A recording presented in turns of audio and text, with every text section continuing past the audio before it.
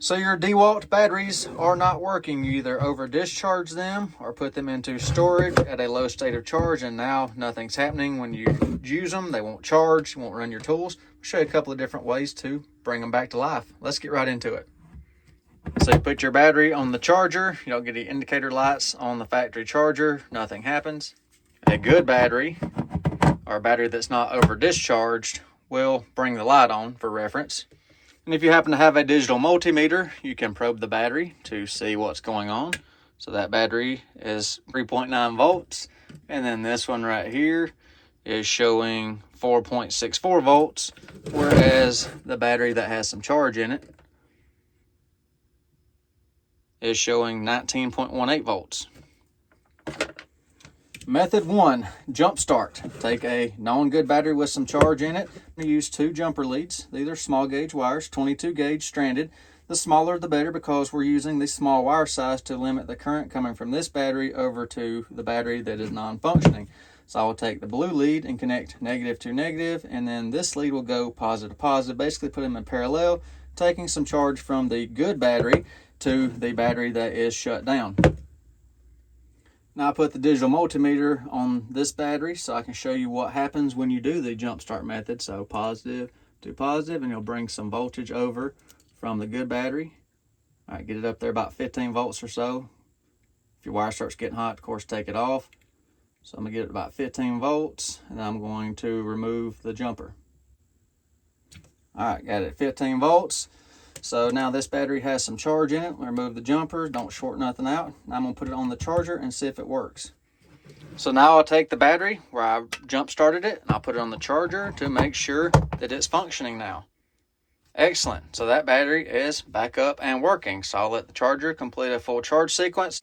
Second method, which is my preferred method, is take a benchtop DC power supply right here, set it to 20 volts, half an amp of current. So use similar style jumper wires. You can put a couple of strips in there, whatever your preferred method is. So same thing, I've got the negative right here, positive right here, so I'll connect the DC power supply. Watch the voltage come up right here. Same thing, I'll get up to about 15 volts, and I'll disconnect from the power supply and then put it back on the charger. You could check the display and see if the battery is back awake, which yes it is. So I'm gonna try it on the charger now. So I'll put the battery on the charger now and see if the charger will recognize it. No, it did not. Okay, so now the video is going to go a little longer than I'd hoped. So part of the troubleshooting process of checking out these battery packs, as you can see that the charger is an intelligent charger. It's got multiple pins to check different voltages in the battery. So we were at 15 volts, but the charger won't charge. I'll show you why and to know if your pack is good or not. Now, if you look on these batteries, you can see there are some numbers right here. C1, C2, C3, C4, that's the different cells in the battery. So now I'll probe with the meter from the B negative to each cell group and see if I've got a bad cell or a broken nickel strip or something in the battery causing it not to function properly. So when you're checking these packs, of course, you take your digital multimeter lead, take the total pack negative right there. We're going to be checking C1, and there's a divider. C2's down here, C3's here, another divider, C4's there.